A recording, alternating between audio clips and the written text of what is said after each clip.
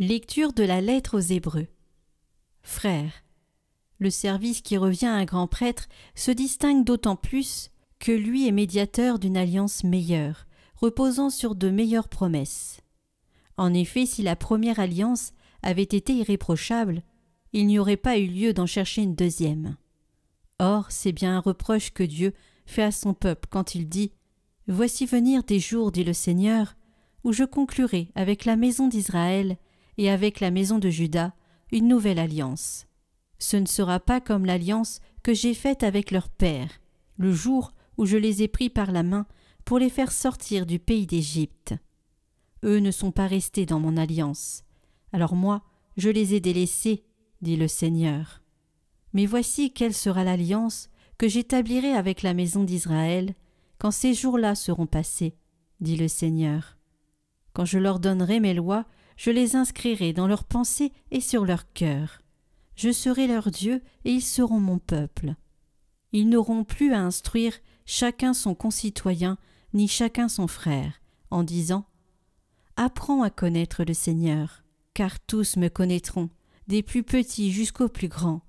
Je serai indulgent pour leurs fautes, et je ne me rappellerai plus de leurs péchés. » En parlant d'alliance nouvelle, Dieu a rendu ancienne la première.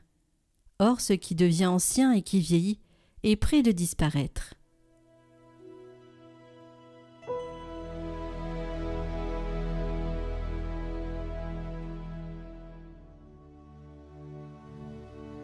Amour et vérité se rencontrent. Fais-nous voir, Seigneur, ton amour, et donne-nous ton salut. Ton salut est proche de ceux qui te craignent, et la gloire habitera notre terre. Amour et vérité se rencontrent, justice et paix s'embrassent.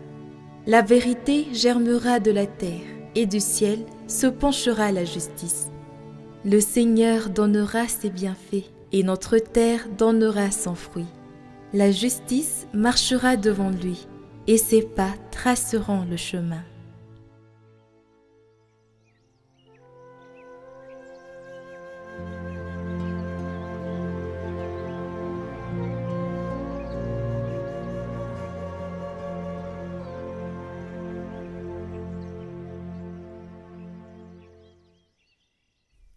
Évangile de Jésus-Christ selon saint Marc. En ce temps-là, Jésus gravit la montagne, et il appela ceux qu'il voulait. Ils vinrent auprès de lui, et il en institua 12 pour qu'ils soient avec lui, et pour les envoyer proclamer la bonne nouvelle, avec le pouvoir d'expulser les démons. Donc, il établit les 12. Pierre, c'est le nom qu'il donna à Simon, Jacques, fils de Zébédée, et Jean, le frère de Jacques. Il leur donna le nom de Boanerges, c'est-à-dire fils du tonnerre. André, Philippe, Barthélemy, Matthieu, Thomas, Jacques, fils d'Alphée, Thaddée, Simon le Zélote, et Judas Iscariote, celui-là même qui le livra.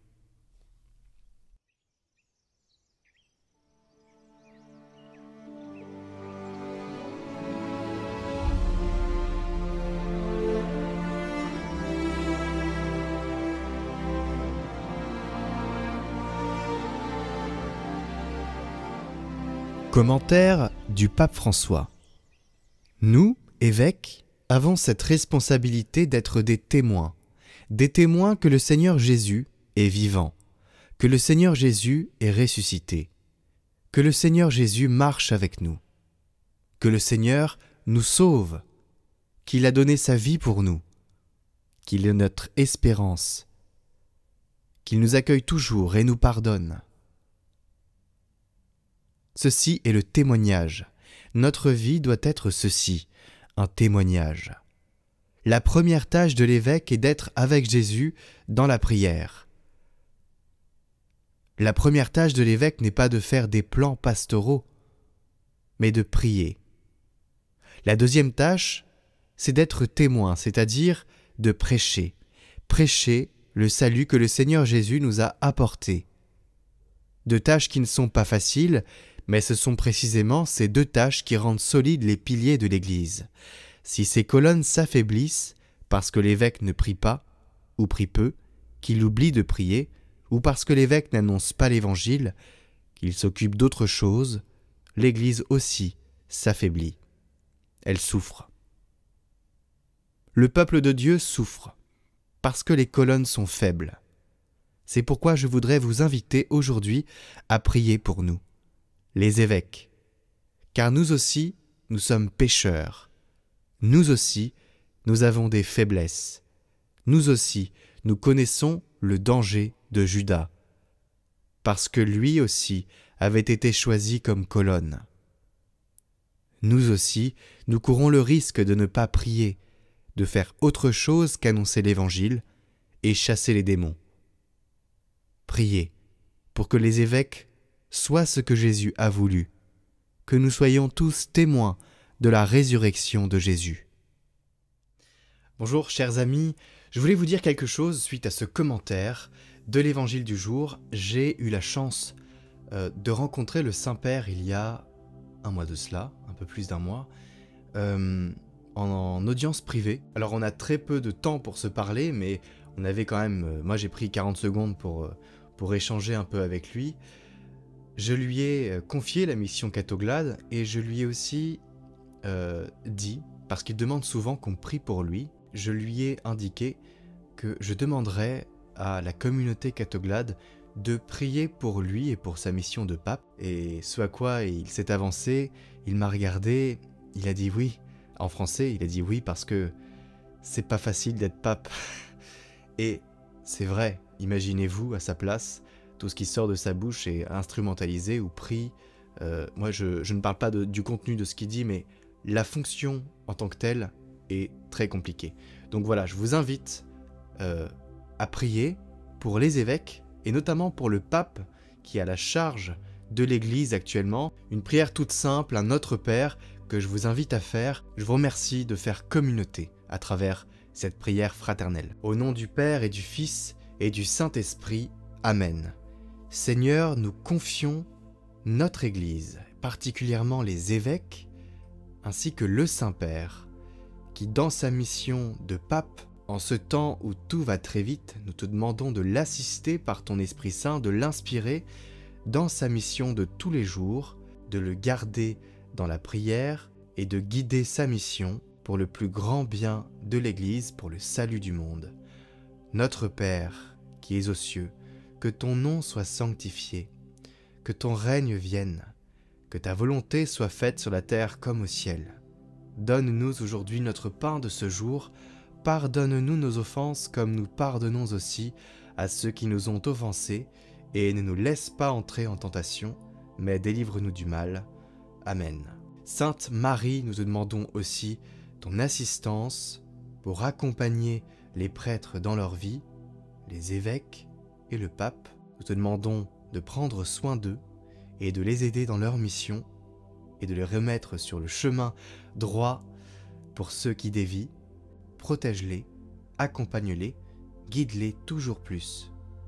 Je vous salue Marie, pleine de grâce, le Seigneur est avec vous. Vous êtes bénie entre toutes les femmes, et Jésus, le fruit de vos entrailles, est béni. Sainte Marie, Mère de Dieu, priez pour nous pauvres pécheurs, maintenant et à l'heure de notre mort. Amen. Seigneur, nous avons besoin d'une Église forte, d'une Église debout. Nous te demandons d'envoyer ton Esprit Saint sur tous ceux qui servent l'Église. Viens, Esprit Saint, descends sur tous les serviteurs du Christ et couvre-les de ton onction.